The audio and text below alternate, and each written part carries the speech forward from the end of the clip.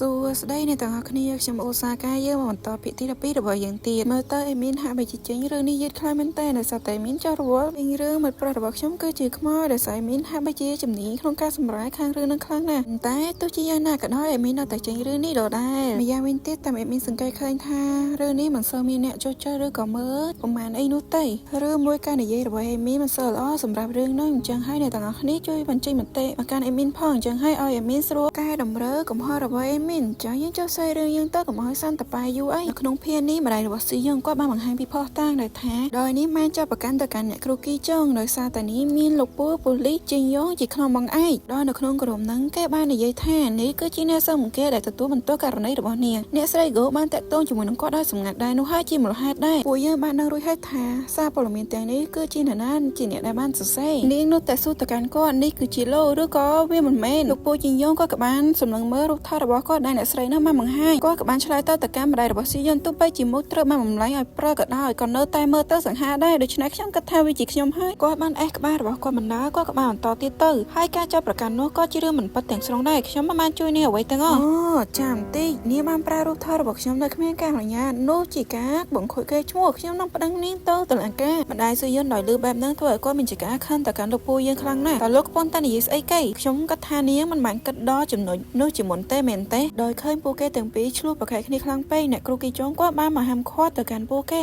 គ្រូគីចុងគាត់ក៏បាននិយាយប្រាប់ទៅកាន់លោកពូជីញ៉ូឈប់សិនសូមមេត្តាឈប់សិនលោកពូជីញ៉ូដែលឃើញបែបនេះគាត់ក៏បានដកដង្ហើមថោគាត់ក៏មិនចង់ធ្វើបែបហ្នឹងដែរប៉ុន្តែគាត់ក៏បាននិយាយប្រាប់ទៅកាន់ម្ដាយស៊ឺយុនលោករូបថតដែលនេះបានថតខ្ញុំចេញទៅនាងនៅលើអញ្ចឹងហើយនាងបាននិយាយតែមិនចង់លុបល្អវាមិនអីទេខ្ញុំនឹងលុបវាបានចង្អោទៅកាន់គាត់ប៉ុន្តែបើលោកដឹងខ្ញុំលោកនឹងស្ដាយក្រោយខ្ញុំបានឃើញអ្វីដែលកើតឡើងថ្ងៃនេះក្នុងភេទរបស់ខ្ញុំផ្ទាល់បន្ទាប់ពីនាងបាននិយាយប្រាប់ទៅកាន់ពួកគេហើយនាងក៏បានដើរចាក់ចេញពីពួកគេទាំងមុំមើលខឹងចិត្តតែម្ដងនៅពេលដែលអ្នកស្រីនៅបានដើរចាក់ចេញផុតទៅអ្នកគ្រូគេចុងក៏បានទន់ចង្កងដួលតែម្ដងនាងបាននិយាយតែមនុស្សស្មានដល់តើអ្នកណាគេទៅសរសេរអ្វីមួយបែបនេះភ្លាមនឹងផងដែរស្រាប់តែលោកពូជីញងក៏បានឈោងដៃទៅកាន់អ្នកគ្រូគេចុងដោយនិយាយថាទីនេះឆាប់ចាប់ដៃរបស់ខ្ញុំមកនាងក៏បានសម្លឹងមើលទៅកាន់គាត់ដែលគាត់មើលទៅពពេញទៅដោយពលឺព្រះអាទិត្យគាត់បានប្រាប់ទៅកាន់នាងខ្ញុំនៅជាមួយនឹងប៉ូលីសពេលយកក៏បានឈានចូលមកដល់យើងក៏បានឃើញថាតួស្រីនាងកំពុងតែឈរសម្លឹងមើលទៅកាន់ទូរស័ព្ទរបស់នាងតមកនាងក៏បានអូសមើលនៅក្នុងក្រុមអាណាព្យាបាលដែលអាណាព្យាបាលនោះបានបញ្ចេញមតិនៅក្នុងសារផលដែលអ៊ីនស៊ុបនឹងគាត់បានសរសេរពួកគេបានបញ្ចេញមតិហាក់បីជាមិនពេញចិត្តទៅនឹងតួស្រីយើងនោះទេបើរឿងនេះជាការពិតមនុស្សស្រីនោះពិតជាហួសហេតុពេកហើយយើងទៅរកប៉ូលីសមែនទេអូ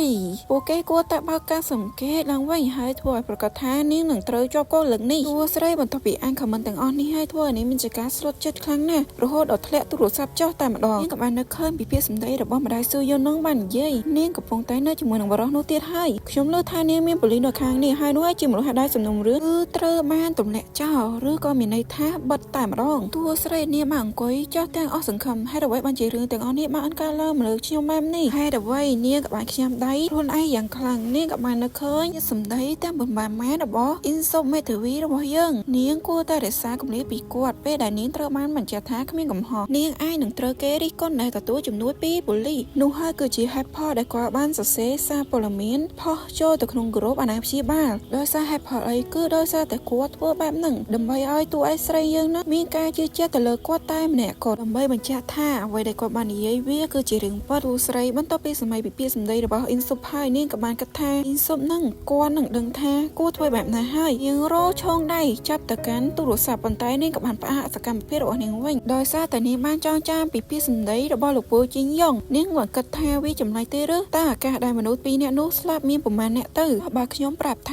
អ៊ីនស៊ុបជាអ្នកស្លាប់ពួកគេទាំងពីរហើយរៀបចំឲ្យការស្លាប់របស់ពួកគេមើលទៅដូចជាការធ្វើអត្តឃាតវិញនាងក៏បានកាត់ផងដែរចុះបើវិជាការពិតបើអញ្ចឹងតើខ្ញុំគួរតែធ្វើនឹងម្ដេចនៅពេលនេះតួស្រីនាងមានចការតជ្រើរួចទៅហើយមិនដឹងថាគួរតែជ្រើរើសអ្នកណាទុកចិត្តទៅកាន់អ្នកណានោះទៀតទេសម្រាប់អេមីនរ៉ូតែបថោនោះទេលើភ្លាមនឹងផងណៃនាងក៏បានលើសម្លេងបើកទ្វាររបស់ប្អូនរបស់នាងដែលបានដើរចាស់ចេញពីបន្ទប់របស់គេដោយមិនបានខ្វល់ពីបងរបស់គេនៅទីនឹងនោះឡើយបងរបស់គេបន្ទាប់ពីឃើញគេបែបហ្នឹងនាងក៏បានក្រោកហើយរត់ទៅសួរគេគីសុងអាទ្វារយឺតពេលហើយតើឯងកំពុងតែទៅណាហ្នឹងវាគ្មានការងាររបស់ឯងនោះទេគីសុងបន្ទាប់ពីលឺបែបហ្នឹងគេក៏បានឈប់ហើយបាននិយាយប្រាប់ទៅកាន់បងគេទាំងមុខខើទៅតាំងតែពេលវេលាណាមកដែលអ្នកបានខ្វល់ខ្វាយអំពីខ្ញុំបែបហ្នឹងតួស្រីបន្ទាប់ពីស្ដាប់ពីសម្ដីប្អូនរបស់នាងបែបហ្នឹងហើយធ្វើឲ្យនាងមានចការធ្លាក់ថ្លើមក្តុកតែម្ដងនាងបានត្រឹមតែឈរសម្លឹងមើលប្អូនរបស់នាងបានដើរចាក់ចេញពីនាងយើងកាត់មកឲ្យឃើញ ថាប្អូនរបស់នាងបានណាចាស់ចេញពីផ្ទះបែបនេះគឺដើម្បីតែធ្វើការណាត់ជួបជាមួយនឹងរបស់អ៊ីនស៊ុបរបស់យើងចឹងហើយយើងក៏បានដឹងរួចមកហើយថាការវិភាគមុនហ្នឹងអ៊ីនស៊ុបគាត់កំពុងតែធ្វើស្តេករបស់គាត់ហើយក៏មាននរណាម្នាក់បានមីសេមកកាន់គាត់ដើម្បីតែធ្វើការណាត់ជួប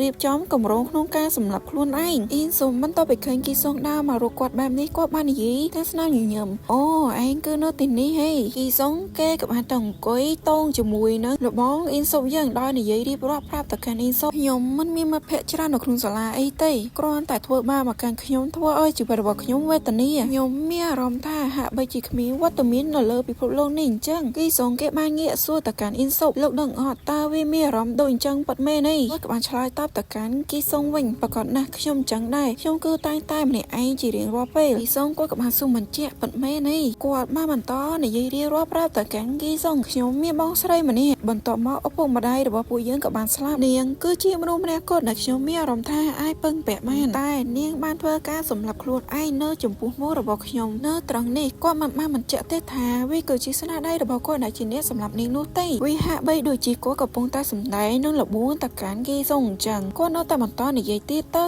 រាល់ពេលដែលខ្ញុំបាននឹកឃើញរឿងទាំងនោះវាធ្វើឲ្យខ្ញុំមានអារម្មណ៍ថាថប់ទ្រូងនឹងណែនទ្រូងខ្លាំងណាស់ខ្លាំងដល់ថ្នាក់រហូតដល់ខ្ញុំគិតថាប្រសិនបើខ្ញុំស្លាប់ទៅវាប្រហែលជាប្រសើរជាងនៅចំណុចនេះអ៊ីនស៊ុបគាត់កំពុងតែសម្ដែងដើម្បីឲ្យគីសុងនឹងគាត់នឹងមើលមកកាន់គាត់គិតថាគាត់នឹងគួរឲ្យអាណិតប៉ុណ្ណាតែគីសុងគេក៏បានសំទោសទៅកាន់អ៊ីនស៊ុបហើយអ៊ីនស៊ុបគាត់ក៏បានសួរថាហេតុអីគីសុងគាត់ក៏បានតបទៅកាន់តួប្រុសយើងវិញពីព្រោះដោយសារតែខ្ញុំមិនធ្លាប់ដឹងថាមាននរណាម្នាក់រងទោសលំបាកជាងខ្ញុំនោះទេ5អ្នកផ្សេងគឺវាមិនអីនោះឡើយប៉ុន្តែសម្រាប់ម្នាក់នេះគឺសម្ដែងតែម្ដងមកតួប្រុសរបស់យើងក៏បានសម្ដែងធ្វើដូចជាគាត់នឹងមិនបានយកពីអ្វីដែលគីសុងបាននិយាយនោះទេគាត់ថែមទាំងបង្វែរសាច់រឿងសួរអំពីសាច់ញាតិរបស់គីសុងវិញសួរថាគីសុងនឹងមានបងប្អូនប្រកាសអីអត់គីសុងគេក៏បានតបទៅកាន់អ៊ីនស៊ុបវិញហាក់បីជាធុញទ្រាន់នៅពេលដែលបានលើសំណួរមួយនេះជាធម្មតាខ្ញុំមានបងស្រីម្នាក់ផងដែរអ៊ីនស៊ុបគាត់ក៏បាននឹងរួចមកហើយគ្រាន់តែថាគាត់គ្រាន់តែចង់បញ្ជាក់ឲ្យកាន់តែច្បាស់ជាងមុនថាវាពិតឬក៏អត់គីសុងគាត់នៅតែបន្តនិយាយហាក់បីជាទុកមុខរបស់គាត់សប្បាយរីករាយអញ្ចឹងប៉ុន្តែនាងមិនដូចជាបងស្រីរបស់លោកទេមែននាងមើលទៅដូចជាអបប្រយោជន៍ហើយមិនបានជួយខ្ញុំបានច្រើនអីនោះទេខ្ញុំបានចាត់ទុកនាងដូចជាមនុស្សស្លាប់អញ្ចឹងតួប្រុសរបស់យើងមិនតបពីលើបែបហ្នឹងហើយហាក់បីជាគាត់នឹងប្រតិកម្មគីមីអញ្ចឹងបន្តមកគាត់ក៏បានសួរហេតុអីខ្ញុំនឹងប្រាប់លោកនៅពេលក្រោយប៉ុន្តែតួប្រុសក៏បានប្រតិកម្មគីសុងនៅទីនេះវាគ្មានពេលទៀតទេពួកយើងគឺទៅស្លាប់នៅថ្ងៃនេះតែឯងចាំទេបងអាគ្នាអានេះទីចូលណាមិនបខំគ្នាស្លាប់អញ្ចឹងមើលតែទឹកមើលរបស់នឹងទៅក៏ដឹងដែរថាចង់តែបន់ឲ្យអាកូននឹងស្លាប់ឲ្យបាត់ទៅបន្ទាប់ពីលឺពីសម្ដីរបស់អាកូននឹងនិយាយហើយមិនមែនគាត់មានគម្រោងចង់ស្លាប់អីនោះទេប៉ុន្តែគាត់ចង់ឲ្យអាកូននឹងស្លាប់តែម្ដងសុងបន្ទាប់ពីលឺបែបហ្នឹងគេមិនដឹងថាគួរទៅអ្វីនោះទេប៉ុន្តែគេនៅតែប្រាប់ទៅកាន់អ៊ីនស៊ុបទៅនិយាយតាមត្រង់ទៅខ្ញុំគ្រាន់តែចង់ជជែកជាមួយនរណាម្នាក់ដែលធ្លាប់ឆ្លងកាត់រឿងដូចគ្នាតែប៉ុណ្ណោះខ្ញុំតែងតែគិតថាខ្លួនឯងឯកា